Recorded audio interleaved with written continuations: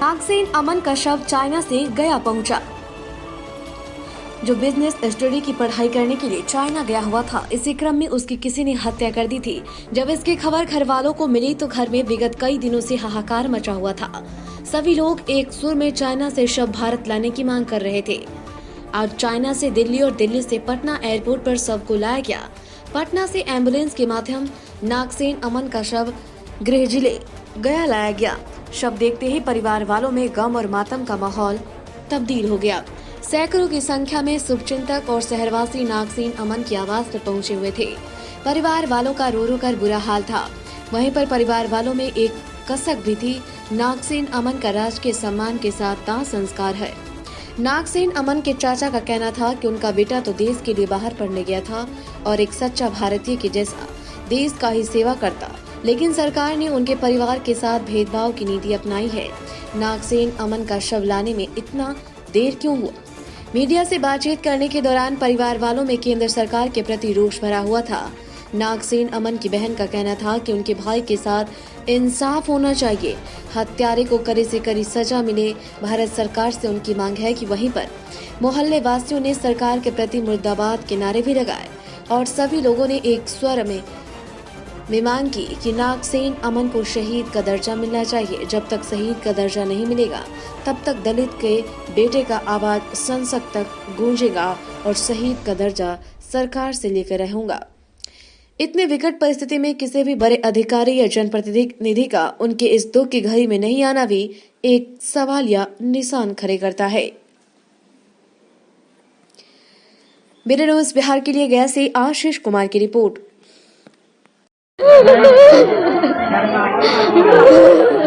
हम इस देश के निवासी हैं। यहाँ की सरकार सहयोग की शव लाने में।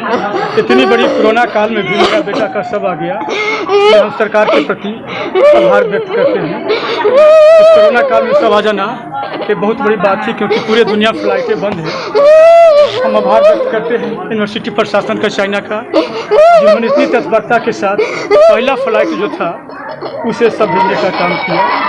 लेकिन लोकल प्रशासन से मेरा एक आग्रह है कि हम लिखित रूप से बिहार सरकार से मांग किए थे। मेरा एक लौता बेटा था और वो देश में पढ़ने गया था, विदेश में, तो बहुत अच्छी स्टडी करता, इंडियन इकोनॉमिक बहुत अच्छा करता। लेकिन यहाँ की एक मांग थी कि उसका अंतिम संस्कार जो है राजकीय सम्मान के साथ किया जाए। लेकिन दुखद बात यह है कि अभी तक एक भी प्रशासन के पदाधिकारी हमसे कंसल्ट नहीं किए। राजधानी जहाँ पूरे शासन लोग रहते हैं वहाँ सब आती है, कोई एक भी व्यक्ति रिसीव करने के लिए नहीं आते हैं। ये बहुत ही दुखद है।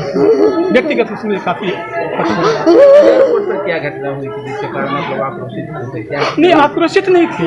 हमें दुख है कि सरकार को लिखित दिए हैं, कम से कम एक व्यक्ति तो आकर के सबको रिसीव करना चाहिए। किसी व्यक्ति की हत्या हो जाती है, एक संतावना कम से कम देनी चाहिए। ऐसा यहाँ के लोग शासन कोई नहीं मिल सके, इसलिए थोड़ा सा काफ़ी दुखित अंदर से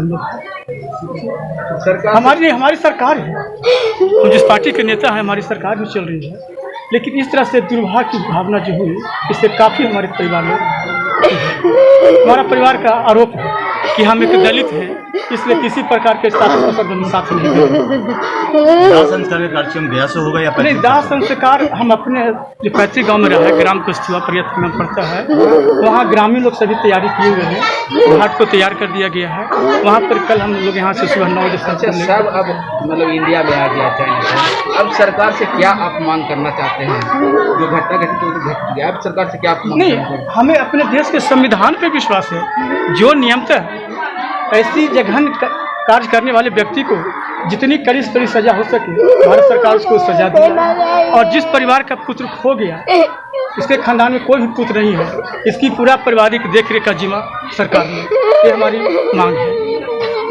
तो कुछ वहाँ कुछ नहीं, वहाँ कुछ लग ही नहीं रहा कि क्या हुआ। बस एक समझिए कि एक दवा कुचला आवाज, एक दवा कुचला सामान की तरह मेरे पुत्र को लेगेज के गाड़ी में भर के लाते हैं और रोड पर ये छोड़ देते हैं कि ले जाइए। ये कौन सा संविधान है? ये कौन सा भारत की नीति है? कौन से बिहार सरकार की नीति है? इस तरह से किया जाता है। सरकार से क्या मांग करेंगे? सरकार से अभी हम कहने में पूरी तरह से, देखिए मेरी हालत क्या है, आप देख रहे हैं, मेरे यहाँ इतने लोग आए हुए हैं। सरकार से क्या मांग होगी? हमने मांग लिखित रूप में रखा था। मेरी सिर्फ 2 मांग है। कि कोई भी सैनिक सीमा पर मरता है तो उसको शहीद का दर्जा मिलता है।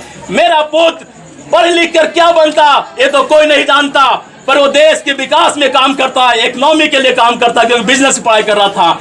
इसलिए हमारी मांग है, हमने लेटर लिखा है, सीएमए को लिखा है, गवर्नर को लिखा है, यहाँ के सांसद को लिखा है, नगर विधायक को लिखा है, यहाँ तक कि नगर विधायक गया के डॉक्टर प्रेम कुमार, उन्होंने लेटर भी लिखा सीएम को कि इनकी जो मांग है उस पर ध्यान दिया जाए और इनके राजकीय सम्मान के साथ नागसेन अमन को पार्थिव शरीर को अंतिम संस्कार किया जाए। पर अभी तक मेरे यहाँ कोई भारत के प्रतिनिधि या बिहार के प्रतिनिधि कोई संपर्क नहीं कर रहे हैं। घटना को इस तरह का अंजाम दिया है जी, उन अपराधियों के लिए क्या सजाएं मांग करेंगे? अपराधी तो क्या सजा होगी ये भारत के संविधान के तहत भारत के जो वहाँ राजदूत हैं वो करें, हमारी उनसे यही आग्रह है। मैं एक साधारण आदमी हूँ, जब घर से पटना जाने उसको सजा मिलनी चाहिए, बहुत कड़ी सजा मिलनी चाहिए।